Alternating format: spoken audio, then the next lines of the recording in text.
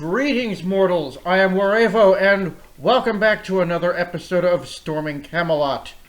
It has been a while since I have been here with my gracious co-hosts, Nick and Zach. Say hello, guys. Hello there. Hello. And we are back in the Avalar break room once again to discuss one of our favorite series, the Chronicles of Narnia. Specifically, the upcoming movie. Boo. So, the Chronicles of Narnia needs no introduction. Anyone who grew up, whether Christian or not, knows of the works of C.S. Lewis. The most commonly known, The Lion, the Witch, and the Wardrobe. My personal first experience was I saw a play of it at a college campus back up in Indiana. Yeah. Mm. Yeah, I know the Midwest and Northeast does a lot of C.S. Lewis plays. Yep. There was one in our hometown, where we here in are, the Southeast. Yeah. In the theater downtown. Yep. Actually, fun fact, the specific date and time that I saw the play, I came this close to going out on a date with Rudolph. The Red-Nosed Reindeer? There's a bit of a story. They had a tiny little sub play before the main play, where they did a little skit with Rudolph and Frosty and all that. So you didn't ask Rudolph out? Rudolph was played by a girl. Mm. Yeah. And Rudolph. me being an elementary school kid at the time, I thought this particular Rudolph was very cute. Mm. Okay. Hey. It was the red nose. So it's always the red nose, yeah. It's always the red nose. Hey, what can I say? Red is a very attractive color. Yeah. Mhm. Red lipstick, red noses. I mean. Yep. Yeah. Red glasses. red blood stains. No, Well. that's from the You guy's okay, side. bro? You okay? So the bloodstains only work if you're protecting your lady and she's looking at you like, thank you for being my protector. That's the only time that might work. But It's like you know that ongoing trend on Instagram is like, this would be a great place to die. Like, but yeah, This would be a cool death. yes, Yeah. yeah. the Chronicles of Narnia. Most people are limited to their exposure to the Lion, the Witch, and the Wardrobe, or to the, let me find it here, or to the Walden Media trilogy. I don't remember the But they Walden did. Media one. The Disney. Oh, that's a Disney one. Okay. Yeah. Yeah. The Is Disney. originally, they made the trilogy with Liam Neeson. Mm-hmm. Yeah, that was decent. When I say decent, the first two movies were canon, the last one was not. Yeah. I think everyone can agree with that. The second one was pseudo canon. It was close enough. Yeah. Like, I get they had to do a few rights there, but Yeah. He's The first one was very, very faithful. first one was beautiful. Second one was decent. The third one, I think it was it Caspian? third one was, let's see, Voyage of the Dawn Treader, that's right. Voyage of the Dawn Treader. Dawn Treaded, like, they just, according to what Zach says, Zach has read the whole series. I'm still working on it, I'll be honest.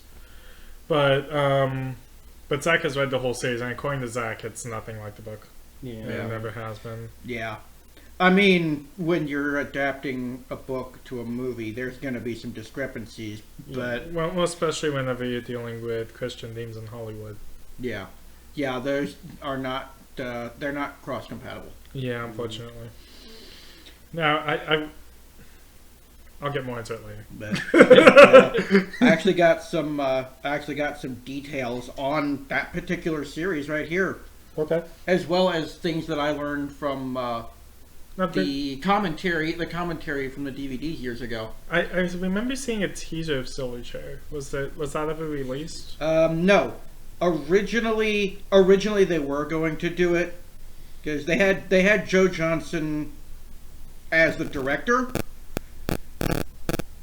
but from what I understand, they had it in development, but I don't think they ever actually finished it. Gotcha. So they only taped like enough for the teaser. Yeah. Yep. So it is. And now, Voyage of the Dawn Treader from 2010 grossed $407 million, which, not bad for the time. Yeah. And the Silver Chair they announced it in 2013. Now, when was this? When was that released? The $4.7 million? That was 2010. Okay, yeah, so that was like pre-inflation. Okay. Yeah. Or pre-big inflation. Yeah. But then Right now, so they Netflix. Yeah. Fair. Now, before we get to the big news proper, our favorite stories from the Chronicles of Narnia. My personal favorite being the final battle, which dropping the Warevo persona for a moment. The Chronicles of Narnia has always been a huge influence on me. Part of the world of Warevo as I have created it was inspired partly by the Chronicles of Narnia. There are some aspects that come from it. But my personal favorite is the last battle. I have always been fascinated by end time prophecy. The Book of Revelations, Daniel, and all that. I have the entire Left Behind series, including the prequels and sequels, which the prequels and sequels are trash. Right over here on my bottom shelf over here.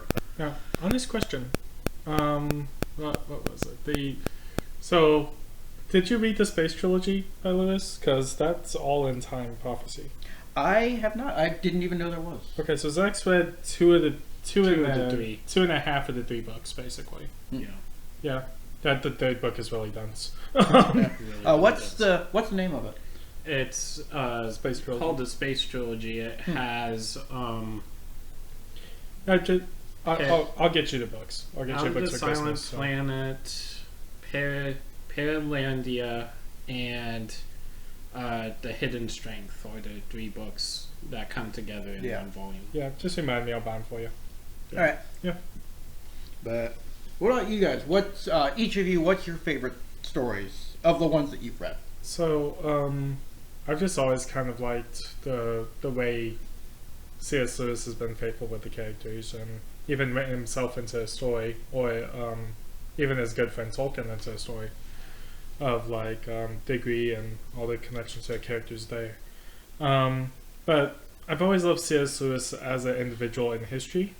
Like, for example, I've read Screwtape Letters, and Screwtape proposes a toast, and I will probably read it again because it's just such a good book.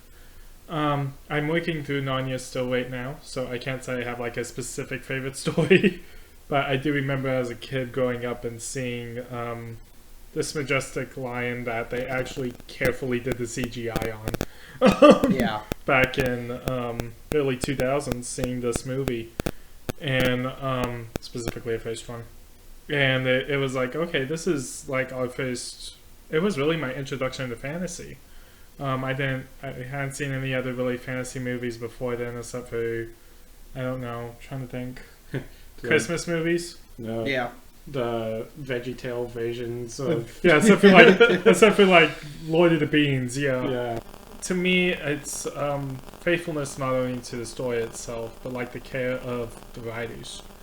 And I've always, you look back in history, there's like people like G.K. Chesterton. People like, who was it wrote Pilgrim's Progress? Bunyan? John Bunyan? Really the beginning of Christian allegory. Yeah. I actually read Pilgrim's Progress back in the day. It's a really deep, hard story to grasp. Yeah, but it's really good. The long names in Latin.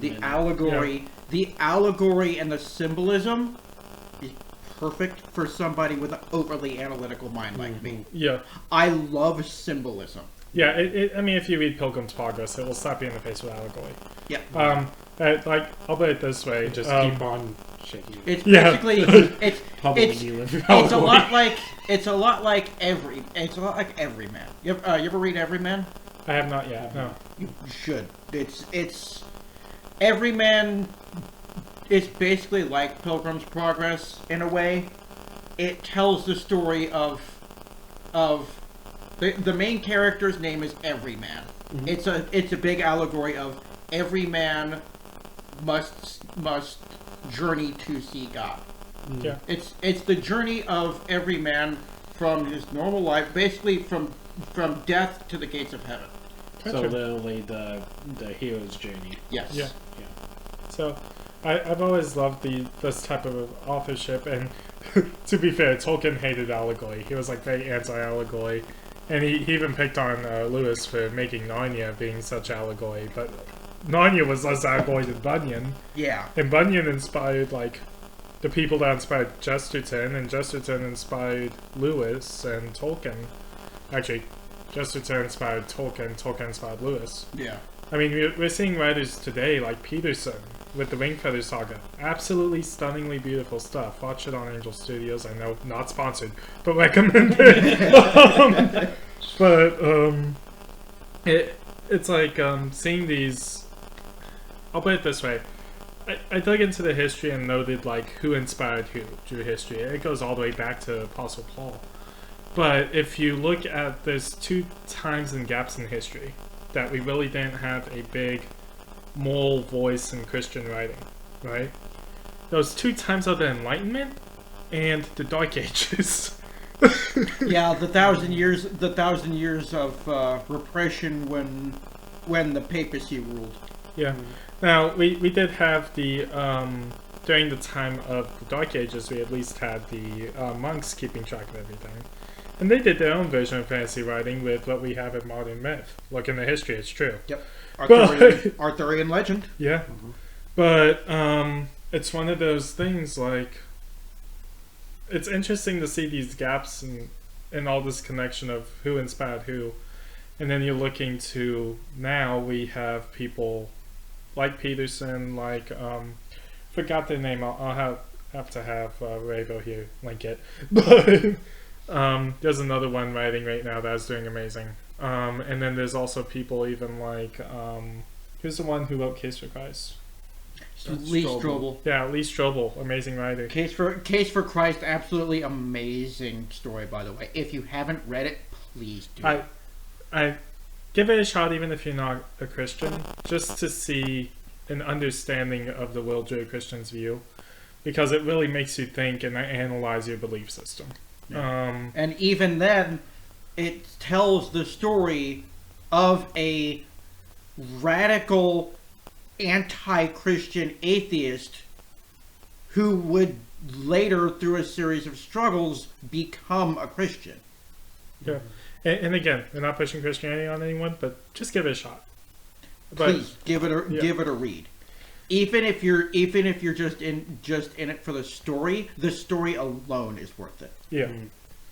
But that's true for most of these Christian writers. Like, I'll put it this way: 90% of the stories Hollywood puts out now are just stuff that you would deal with on a regular daily basis to an extreme, and it's kind of boring. I'm being honest. Like, we're watching Avengers, and it's all this mental battle issue, and then it's kind of boring right now. I'm just saying. Yep. Like, if you look into, and that's something that, again, not sponsored, but Angel Studios is doing, and we're looking into this idea of where it's kind of flipping on Hollywood, where we're looking into, okay, people are wanting deeper stories with an actual connection that we can't get anywhere else except for in religion. And in a way, it's kind of a repeat of a man's search for religion, like even what we got with, dare I say, Star Wars, kind of same idea. It's really this fight to understand the world through a different perspective bigger than ourselves. Yep. Same reason I love sports. But I was never a sports fan, but that's just me. Yeah. He was a Colts fan. So, Yeah. of the books, Nickleby, or of the books, which one did you like the best? I haven't read through all of them yet, so I can't really tell you. But I could say I have read up to Boy and His Horse, I believe. Horse, Well, Horse and His Boy, thank Horse you. and His Boy. Horse and His Boy. I've read up to that one, and I've read up to the original. I say original, but Lion, Witch, and Wardrobe. The Lion, the Witch, and the Wardrobe seems to be the safe answer among Narnia fans. Yeah. Because it is... The Lion, the Witch, and the Wardrobe is the original. Yeah. Yeah. Like, it's... The first written. When the ones... It was the first written, and it's the first one that you're meant to read. Yeah. Because as far as the Well, there's an allegory of the argument over that, series... As far as the allegory of the series goes... It is the pinnacle of it is the crux of the whole story. It's the linchpin. Yep. But if I would say what my favorite one is, it was either Boy and His Horse, or Horse and His Boy, sorry, or even Magician's Nephew. I loved Horse and His Boy because of the relationship in that story. Yeah. Honestly, I found spoiler warning. I found the relationship between the main protagonist and the female love interest to be hilarious. Yeah. Because again, spoiler warning, at the end of the book, throughout the whole series they do nothing but get in fights and arguments and all that. At the end of the book, they end up getting married because they love arguing so much. Yeah. It's hilarious. This reminds me of my grandma Well, and grandpa. It really does. Oh, that's love. That's love. When you can argue with each other and love each other through the whole thing, Yeah. that's love. Yeah, me and my girlfriend debated about seafood. It's pretty great. Me and my girlfriend were actually in the middle of a debate when you guys called me. We were discussing the ethicality and practicality of race and gender swapping in modern media. Oh, that's a good discussion. Yeah. Because there are some times when it's okay to do. Yeah. There are some times when you absolutely shouldn't do it, and there are some times when it works perfectly. Right? Yeah. Case in point, Samuel L. Jackson being cast as Nick Fury. Yeah, Absolutely amazing casting choice. Yes. And well, that was also set up because we had big characters by Samuel L. Jackson before, like in Star Wars. But, yeah. Yeah. I mean, then you have the flip side of that where you have characters that could have been race or gender swapped and done well if they had either been cast better or written better. Captain Marvel. That's fair. Then you have the side where you have characters that should absolutely never be touched.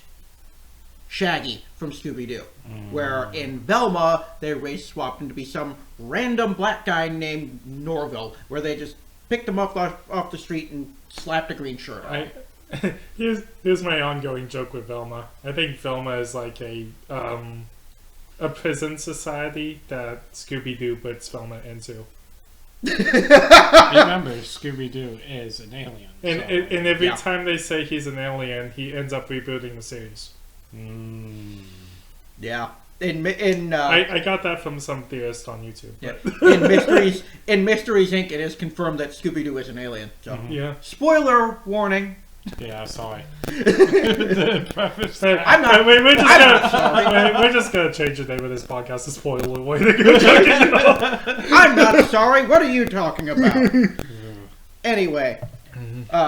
Mine is a horse and his boy because of the world building around Narnia. Yeah. You go into another nation that has no idea about Aslan and actually was working hand in hand with the witch while she was in power, and see the flip side of a society that thought that they were on the right side of history, but was actually not on the right side of history. World from a different point of view. Yeah. Now, honest question for y'all, because y'all read it all, I haven't. Do they ever go back to the wood between the woods? Like the woods between worlds? To my recollection, no. No. Yeah. That was one of my favorite parts of the universe, because it made it the ability to make other universes. Yeah. Unless you consider the last battle.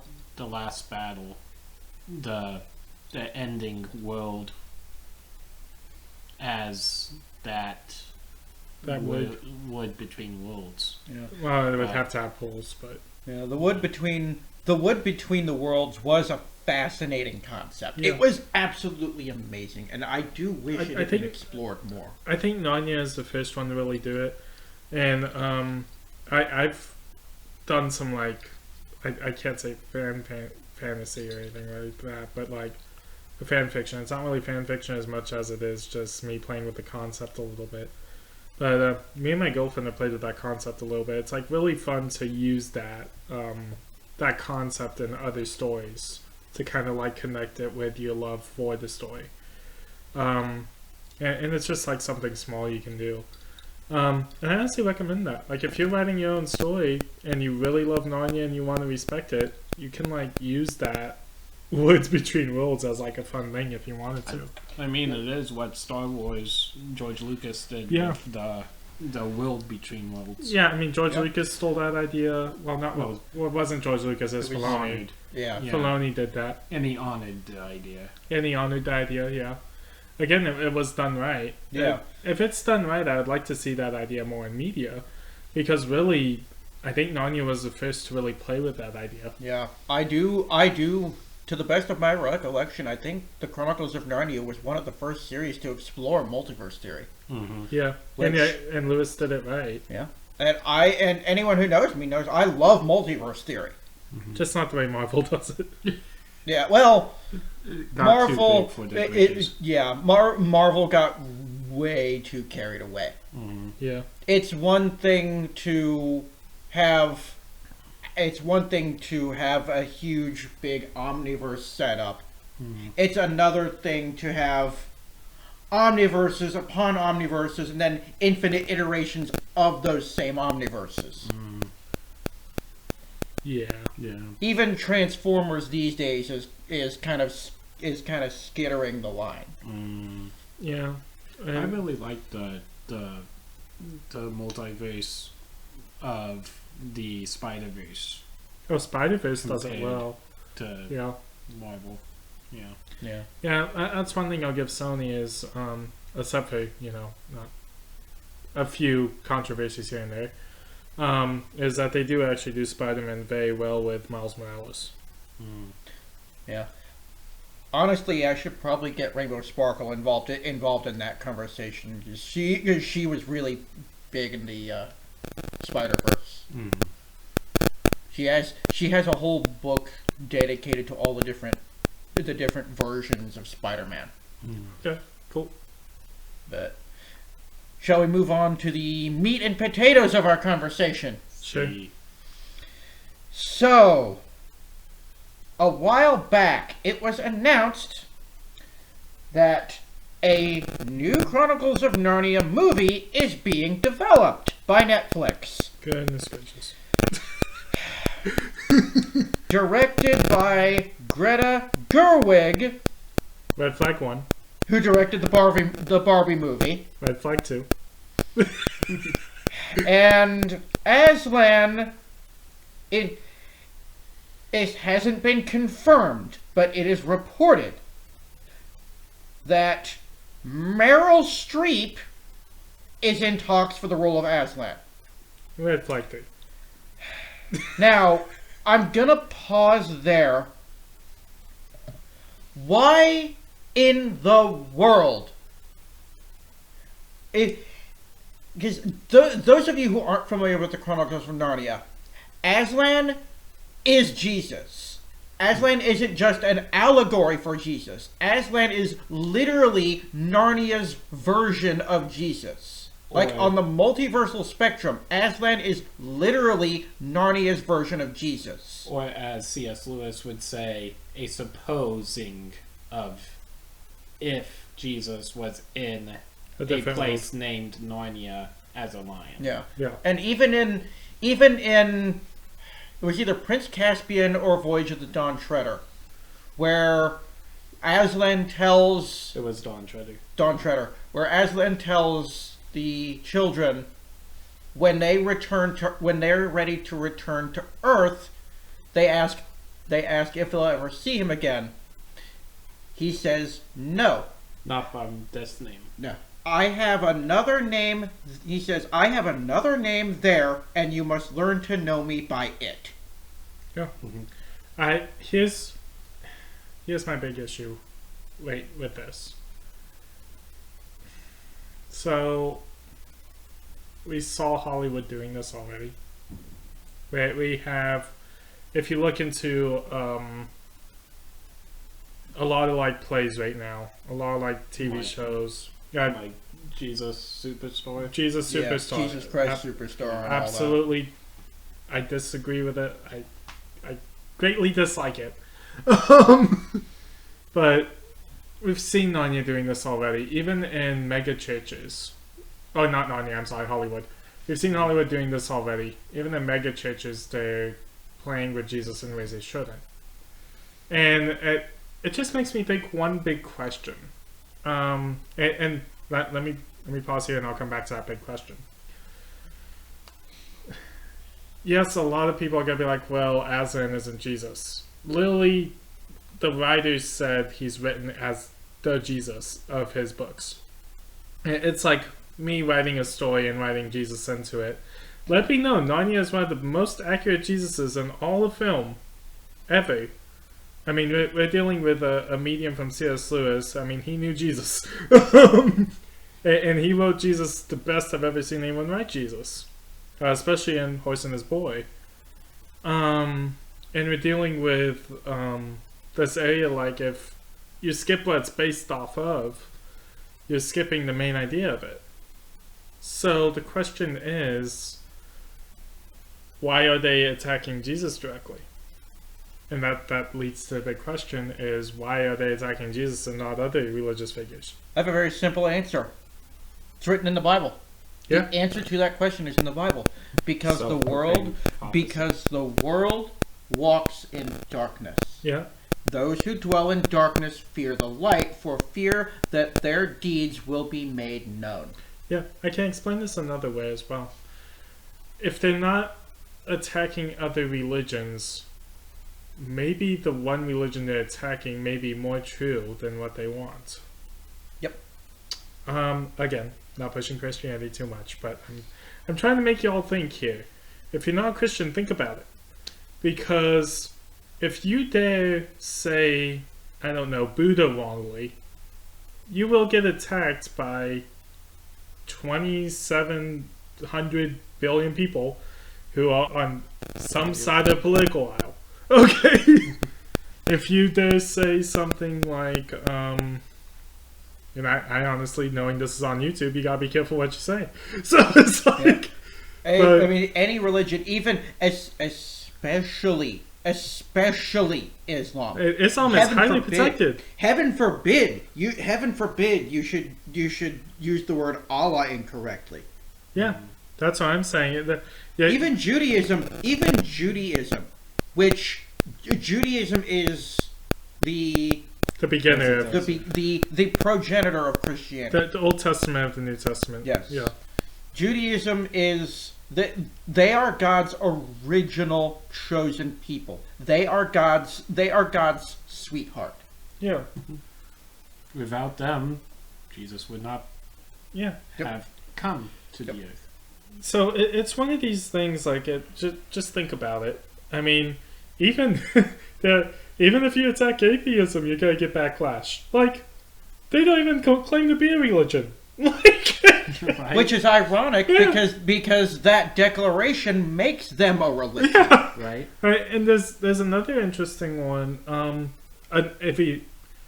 gonna say this because this is big enough on YouTube. I can say this, and they're not gonna come at me. Scientology is a cult. I think everyone knows this at this point. Yeah, that's South Park made that very clear. Yeah, exactly. So, but if you attack Scientology directly, which I'm not directly doing here, it's more indirect. If you attack Scientology directly, I mean, they'll send spies after you. Like, it's a thing. Like, it makes you think, why are...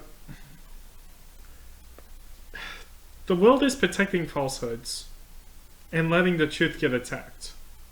And that is true in a lot of different places right now in society. And I just want more people to do some critical thinking about that. Well, it's a prophecy that Jesus himself always said. And it's true, yeah. Well, one thing as well, and I've seen this billions of times, these things run in a cycle. Mm-hmm. It is an endless cycle until the end of time. Yeah. Where the same exact events that often parallel the events of the Book of Revelations without actually being the events of end times will repeat in an endless cycle every 4 generations. Yeah, it's a normal thing. And we are going through the end. We are in the end phases of one of those cycles. I can agree with that more. Yeah, there's a lot of arguments of eschatology. Eschatology, yeah, and like, are we actually in the end times? My quick answer is we don't know. Like, let's stop saying. I'll put it this way. Biblically, we are in the end age. We've been in the end age ever since Jesus ascended to heaven. Okay? Fair. Are we in the end times of that end age? We don't know. So let's stop saying, oh, this next day is going to be when Jesus comes back. Because we don't know, and that's biblical. If you ever hear someone say, oh, Jesus is coming back this day, don't trust them because they're probably apocryphal. But yep. Yeah. Because not even the Son of Man knows the time or hour. Yep, and it's very clear biblically that's not known. Yep. Personal experience, and you can take this as gospel truth. If someone says the world is going to end at this date or Jesus is going to come this time on this date, 100% guaranteed it's not going to happen. Yeah. I don't know about 100%, but yeah. Y'all get my point. Like we don't know, yeah. So it's like, let's stop guessing because it's really just not credible. But anyway, let's get back to Narnia. I'm sorry. So that's why my big issue is with them messing with Aslan, is you're not messing with a character. You're messing with a religious figure, a primary religious figure. An allegory of a primary religious figure. Like, if they did and I'll put it this way. If you are watching the movie Thor by Marvel, and someone says something wrong about Thor, how many people are going to stand up and correct you? A ton, right? Now, Thor, nowadays, is not considered a religious figure. It was back then. The thing is, they actually correct you, and everyone can agree that, oh yeah, Thor is actually this. And then they just keep moving on and discuss their normal, superheroes. Well, again, why is that more defended than the one that is really... if we want to play from a very nihilistic, non-Christian view, is a similar idea. Now, coming from a Christian viewpoint like I am, very different. But it coming from like a agnostic viewpoint, it's mythology. It's not just allegory, and you don't pick fun at mythology of a society. So why are they allowed to pick fun at mythology of Christendom? Does that make sense? Even though it's not mythology. Well, to quote C.S. Lewis, it comes based directly to a true myth. And true is the primary word there. All caps true. Yeah. But, and another detail we do know about this movie, it has been confirmed as of October 31st. This upcoming movie is going to adapt The Magician's Nephew. Okay. I feel like we're gonna have to go and watch it just to see if it actually. I'm usually Meryl Streep is a red flag, absolutely, but her depiction of the character will depend entirely on how it's written. No, Because it could be one of those things like, and it could be a rage mill too. yeah, They say, "Oh yeah, Carol Streep," but then, oh, actually, we have someone else playing the role. Yeah. Which is kind of dumb marketing right now. We saw how bad that failed with Snow White. yeah. I mean, even then, right here, I have it on my phone here. It says reportedly in talks, which means it hasn't been confirmed yet. Yeah. It's not set in stone. This is just a rumor. Now A rumor that they talked like once at a coffee break. Yeah. Now I don't know if you gotta get to this later, but what's your thoughts on the hard rock and roll quotes? Run that by me again. Have you heard about the rock and roll part of it? Oh, the supposedly they're going to be throwing rock into it. That's something that it depends on how it. Much like with the Meryl Streep thing, it depends on how they run it. I think this could be interesting. So, a lot of people are anti the use of rock in this movie. I don't know. Now, I mean, if they use it in creation and then the end war, hey, why not? Like, now, to be fair, in The Lion, the Witch, and the Wardrobe, if they had thrown like some kind of a heavy Sabaton song into the big battle with the armies, it would be legit between the armies, that would have gone over amazing. That would have been cool. Here's my thought. Okay, if they're doing hard rock, you better just like hire Skillet at this point. Like, that will not happen because Greta. But but I would love to see like 1,000 Foot Crutch or Skillet. Like they just put them in for a Narnia cover. If they do that, hey, I mean, I'm not against it. Or to take a little from the Lord of the Rings allegory of how the universe was made by song, just like Narnia did. Maybe it starts as a melody, but whenever the witch comes in, it becomes more rock. Yeah, which would also fit the allegory of depicting through music the conflict of good versus evil. Yeah, that could be interesting too. Chaos walked into the universe. Again, something Andrew Peterson does amazely is he uses the music to depict the fight between chaos and order, good and evil. Which Tolkien did and C.S. Lewis did. Yeah. And how chaos can become orderly through music. Same idea. And another role that a couple other actors who are rumored to be in the movie. David McKenna as Diggory Kirk. Don't know him that much.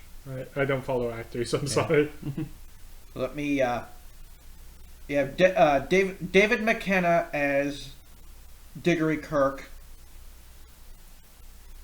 I don't know what he's known for. This might end up being because he's a child at this point. He's currently 13 years old. Yeah, that's not a problem then. Then you have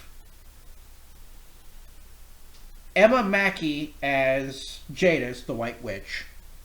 Okay. Let me hold that one up real quick. I'm so horrible with actors. She looks familiar. Let's see.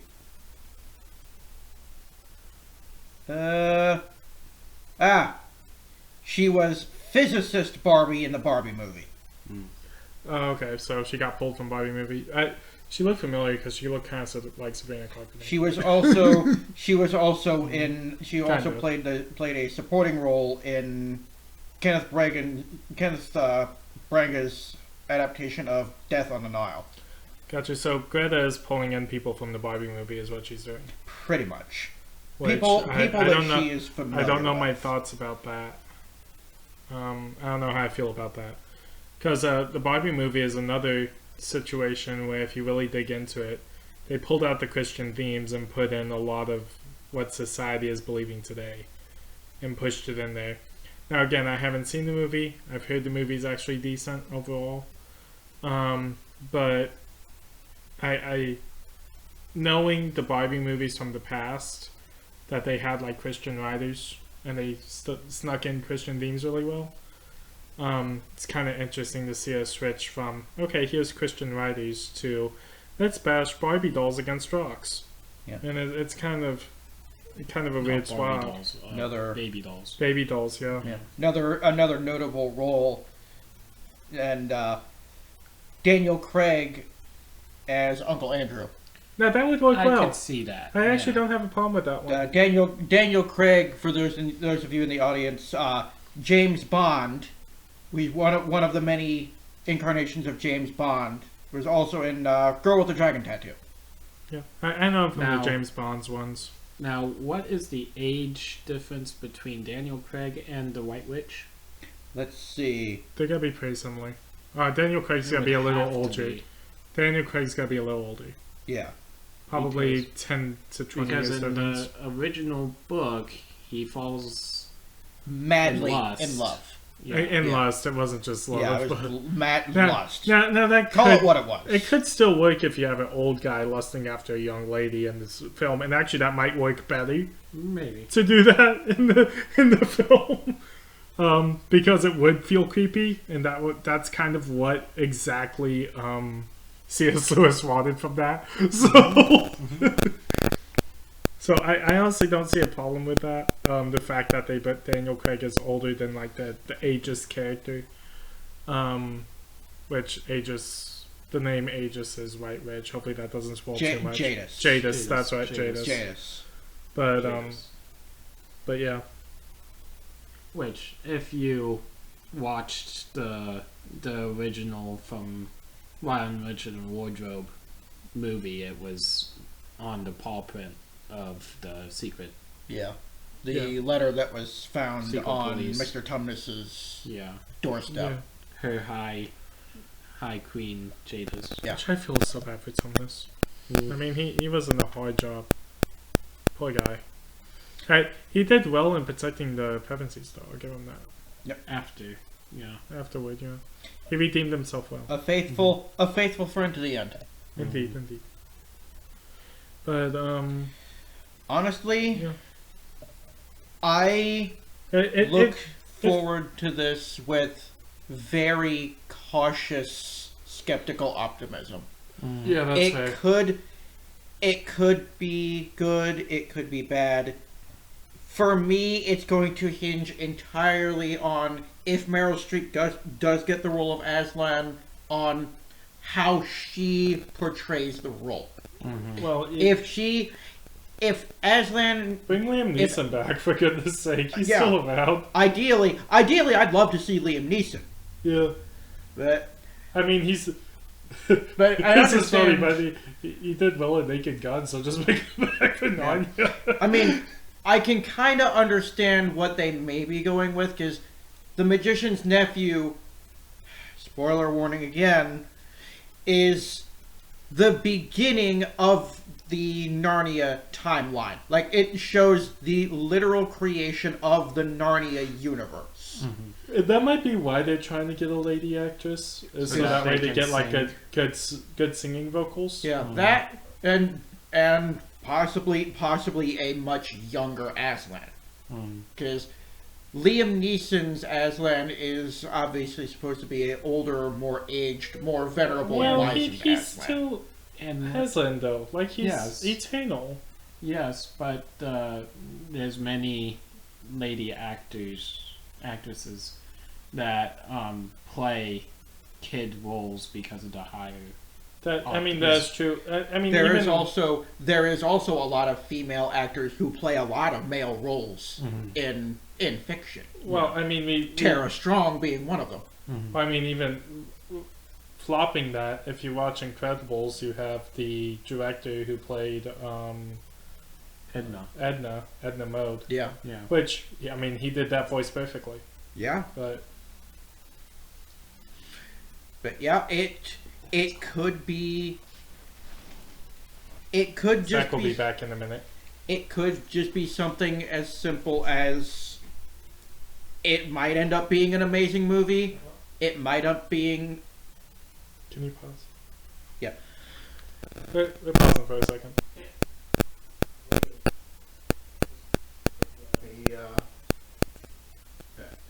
Click. But yeah, it could just end up being where it might end up being an amazing movie, or it could be a colossal over-wokeified flop. Yeah. We'll just have to wait and see. My question is, what happens if it's in the middle? If it's mediocre, just be another Voyage of the Dawn Treader. Yeah, that's a valid point. So, question: what would happen if it's in this universe? Polly and Diggory, their stories switch, and Diggory is the helper, and Polly becomes the Professor. the professor. Honestly, another incarnation of the multiverse. I'd kind of be okay with that. I would. Yeah. Because Polly... They better make Polly American, though, in honor of C.S. Lewis's wife. I'm just saying. If they do that. Yeah, they pay the tribute where the tribute is due. Yeah. I know C.S. Lewis didn't have kids, but it would be honorable. Yeah. But that is all the time we have for today. My co-hosts do have a bit of a rush. So to quote the Grinch, heck of a rush. Heck of a lush. dinner with myself at Dang. 6. Can't cancel that again. Can't cancel that again. Alright, we're in Christmas spirit until And I'm January. bored. This is being recorded the day after Christmas. I originally wanted this to go up on Christmas, but between Nick and Zach's schedule I and blame my global schedule, Happy Boxing Day to all of our friends up north. I hope you're loving the snow up there. I hope. yeah. We don't know what that's like. But for those of you who stayed this far in, I have a special treat for you guys. In the new year, I am going to be starting a new series that is not going to have anything to do with video games. It's going to be a series of short, what do we call them? Audio logs or something? Kind of like audio stories. Yeah, sort of like an audio stories that are going to be essentially the story of my life being told from Warevo, the fictional character Warevo, from his point of view. As a special treat for you guys for staying this far in, I'm going to give you a short little snippet of that. Well, let's listen in on it. Yeah, I'm down. I can easily keep an eye on Earth from here on Avalar, but why Veritas wishes to protect such a vile, contemptible species as these humans is beyond my comprehension. Though they can be entertaining, I despise them. I've watched them for thousands of years, their capacity for hate and destruction unlike anything I've ever seen. These creatures have no concept of unity, choosing rather to allow themselves to be divided by their leaders, whose hubris eventually leads to the downfall of their civilization. I've seen it billions of times. It's an endless cycle. So what did you guys think of that little snippet? Very well done with the sound and the music, and intriguing storyline. I'm gonna find it really interesting to follow this. These are going to be short. I'm going to start off short, 2 to 6 minutes, and over time, if I get enough following for it, I will extend them and do more, because I have a lot planned. And regardless of the popularity of it, I'm going to use this as holdovers while I'm working on reviews.